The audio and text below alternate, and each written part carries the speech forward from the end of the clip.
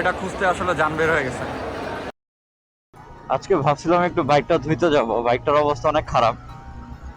ক্যামেরায় দেখে হয়তো বোঝা যায় না, কিন্তু সারাদিন আলসামি করতে করতে কাটায় ফেলছি। এখন বের হয়েছি, এখন আর ধুইতে যাইতে মন চাচ্ছে না। আজকে শুক্রবার, ভাবলাম একটু বের হয়ে দেখি কোথায় যাওয়া যায়। সামনে একটা ফ্রেন্ডকে নিব, নিয়ে দুইজন একসাথে বের হব। আজকে চান্স পেয়ে আমার বন্ধু আমার উপর প্রতিশোধ নিয়ে নিল। সবসময় আমার বাসার নিচে ওরা ওয়েট করাই, আজকে আমারে ডাইকে আমারে ওয়েট করাচ্ছে। সন্ধ্যায় হয়ে গেছে, আস্তে আস্তে আসলে অন্ধকার হয়ে যাচ্ছে। এই সময় কই যাব চিন্তা করতে করতে ভাবলাম 300 ফিট থেকে ঘুরে আসি। আজকে বন্ধের দিন, তারপরে এই রাস্তাটা আসলে সবসময় জ্যাম থাকে। তারপরে যমুনা পার হলে একটু ফাঁকা পাওয়া যাবে। আরে বাবা, সেই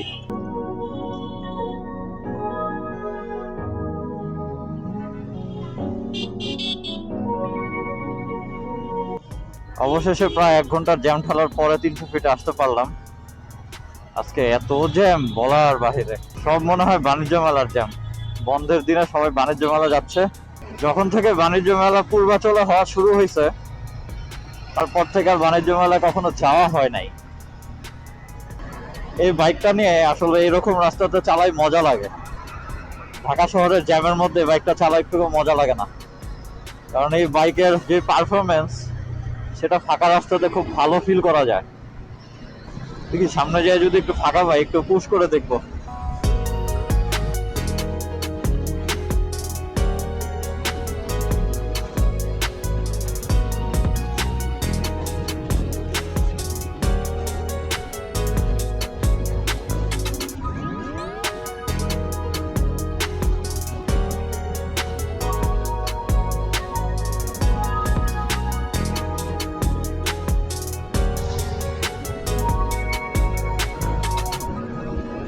300 ফিট অবশ্য প্রত্যেক বন্ধের দিন রাত্রেবেলা অনেক রকেট চলে। রকেট মানে মিন করতেছি, অনেক ফ্রেন্ডরা মিলে একসাথে 300 ফিটে এসে আসলে রেস করে অনেকে। আমার কাছে অনেক ভালো লাগে অবশ্য এইসব ভিডিওগুলো দেখতে, কিন্তু আমার কখনো করার ইচ্ছা জাগে নাই। আমার শুধু দেখতেই ভালো লাগে। বিশেষ করে কিছু মড করা বাইকগুলো যেগুলো নিয়ে 300 ফিট এসে আসলে রেস করে বা পারফরমেন্স টেস্ট করে, ওই ভিডিওগুলো আমার কাছে অনেক ভালো লাগে। ওই যে একটা উঠতেছে GSX-R RTR। আসলে এখানে রেস করি আর যাই করি, সবাই সবার লিমিট জেনে তারপরে বাইক চালানো উচিত। আমি আমার লিমিটটা অবশ্য জানি, কারণ আমি রেস করার মতো লিমিট না আমার। রেস করার মতো কখনো মন মানসিকতাও নাই। কিন্তু এখানে আসলে একটু পুশ না করলে ভালো লাগে না। মাঝে মধ্যে একটু পুশ করি। আগে প্রায় অফিসের কাজের পারপাসে আমার 300 ফিট আসা হইতো, কিন্তু এখন আর আগের মতো আসা হয় না। সামনে ভাইরাল গোল চত্বরে একটু যায় দাঁড়াবো, যেখানে মানুষজন সবসময় ছবি তুলে ভিডিও বানায়। ওখানে একটু দাঁড়ায় দেখি কিছু খাওয়া দাওয়ার কিছু পাওয়া যায় কিনা। আরে বাপরে বাপ, কি ভিড় আজকে এখানে, সর্বনাশ। আমরা একটু দাঁড়া লাইভ টিকটক দেখি তারপরে যাই। ও ভাইরাল স্পট, সবাই ছবি তুলতেছে এখানে। দেখি সুযোগ পাইলে আমরা একটু ছবি টবি তুলবো।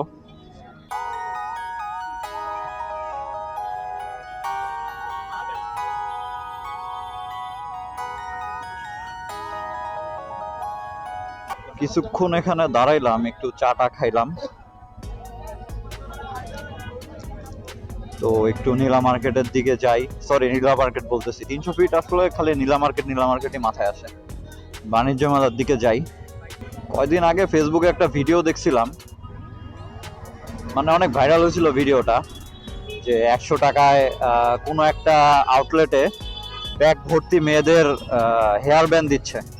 তো ভিডিওটা যদি আমার বউ আমাকে দেখাইছিল, দেখে ভালোই লাগলো।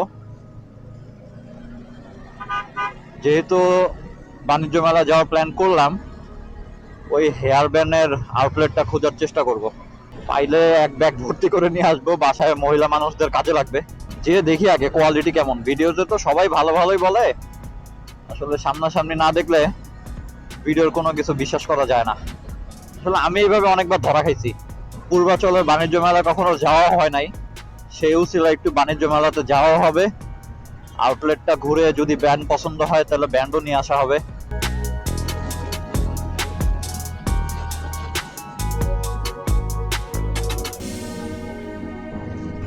এই বাইকের চাকা চিকন হওয়া সত্ত্বেও হাই স্পিডে কর্নারিং করতে মজাই লাগে। তবে চাকা আরেক সেকশন মোটা হইলে আরেকটু কনফিডেন্স পাওয়া যেত।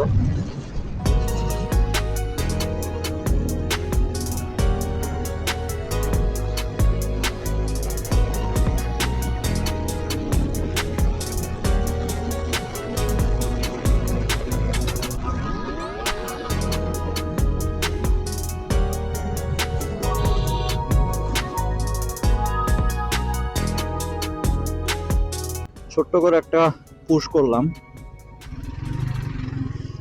এগুলো সব মনে হয় বাণিজ্য মেলা যাওয়ার ভিড়। কোন দিকে যে আসলে যাইতে হবে বুঝতেছি না।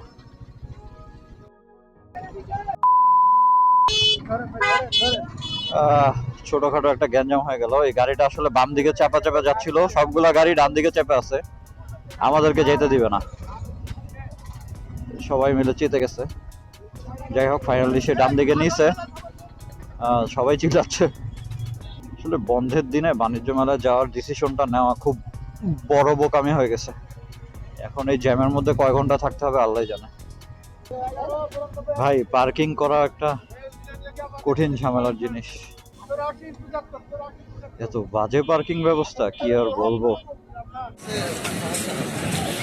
আলটিমেট মারামারির পরে ফাইনালি বাণিজ্য মেলার গেটের সামনে।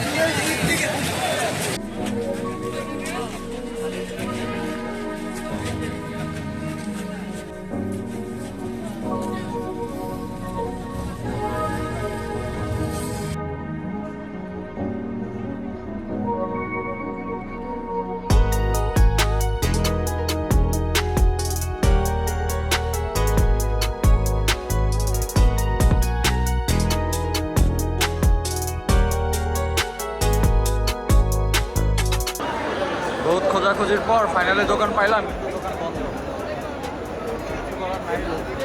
দোকানের সামনে লোকের ভিড়ের অভাব নাই, কিন্তু দোকান বন্ধ। সম্ভবত ভিতরে কাস্টমসের লোক ঢুকছে শুনলাম। এখন এটা আর মনে হয় আজকে খুলবে না। ব্যাড লাক, পাইলাম না। তবে এটা খুঁজতে আসলে জান বের হয়ে গেছে। আশাটা পুরো লস প্রজেক্ট হয়ে গেল। যদিও প্রথমবার আসছে এখানে, কিন্তু শিক্ষা হয়ে গেছে। আর আসলে এখানে যতদিন বাণিজ্য মেলা হবে আশা করি আর আসবো না। এত বাজে ম্যানেজমেন্ট সিস্টেম এখানে কি আর বলবো। প্রথমত বাণিজ্য মেলায় 300 ফিট থেকে বাণিজ্য মেলায় ঢোকার যে রাস্তাটা সেটা হচ্ছে খুবই চিপা, প্রচুর জ্যাম ছিল।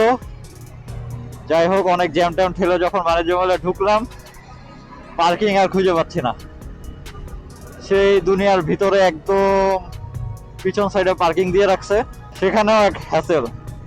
টিকিট কাটলাম, টিকিট কাটার পরে কাউন্টার নাম্বার 1-এ পার্কিং করা যাবে না, কারণ তাদের শিফট চেঞ্জ হচ্ছে। শিফট চেঞ্জ হওয়ার সাথে পার্কিং করা যাবে না এই কাহিনী বুঝলাম না। টাকা তো দিয়েই দিছি, আমার কাছে রিসিটও আছে, তাহলে পার্কিং করা যাবে না কেন বুঝলাম না। যাই হোক কাউন্টার নাম্বার 2-তে রাখলাম। পার্কিং এর ভিতরে যাওয়ার রাস্তা, বের হওয়ার রাস্তা, মানে আবার পার্ক করার রাস্তা, কোনো শৃঙ্খলা নাই, পুরা উল্টা পাল্টা, যে যেভাবে পারতেছে ঢুকাচ্ছে। বাইক রাখা নিয়েও যে এত বড় একটা প্যারা হবে আগে জানলে আসতামই না। তারপরে আপনারা যদি আসেন আমি বলবো ছুটির দিনগুলো অ্যাভয়েড করে আসতে, শুক্র শনিবার অ্যাভয়েড করে যদি পারেন সবচেয়ে ভালো হয়। শখ আসলে এমন ভাবে মিটছে, আর জীবনে কোনোদিন এইখানে যতদিন বাণিজ্য মেলা হচ্ছে আর আসবো কিনা ঠিক নাই। আর আসলেও পাবলিক ট্রান্সপোর্টে আসতে হবে। খারাপ ভালো যাই হোক এক্সপিরিয়েন্স হলো একটা, কারণ এখানে যেহেতু বাণিজ্য মেলা হচ্ছে এখানে এখনো আসা হয় নাই। আগারগত যখন হইতো তখন যাইতাম, প্রতি বছরই অলমোস্ট যাওয়া হইতো, কিন্তু এখানে যে কয়বারই হয়েছে তার মধ্যে আমার এই প্রথমবার আসা। জুলাই 36 এক্সপ্রেসওয়ে, স্বাধীনতার পরে নাম চেঞ্জ হয়েছে, স্বাধীনতা 2.0। এই যে বাসগুলোতে করে বাণিজ্য মেলা এখন আসা যাওয়া যায় খুব সহজেই। এগুলো ছাড়ে হচ্ছে কুল থেকে বিশ্ব রোড। দেখি পরে যদি আসা হয় বাসে করেই আসবো, কারণ এইভাবে এত হ্যাসেল নিয়ে ঘোরাঘুরির মন মানসিকতা নষ্ট হয়ে যায়। ঠিক আছে, আজকের ভিডিও তাহলে এই পর্যন্তই। কিছুক্ষণ 300 ফিটের রাস্তা উপভোগ করেন, দেখা হবে নেক্সট ভিডিওতে। ততক্ষণ পর্যন্ত সবাই ভালো থাকেন। আল্লাহ হাফেজ।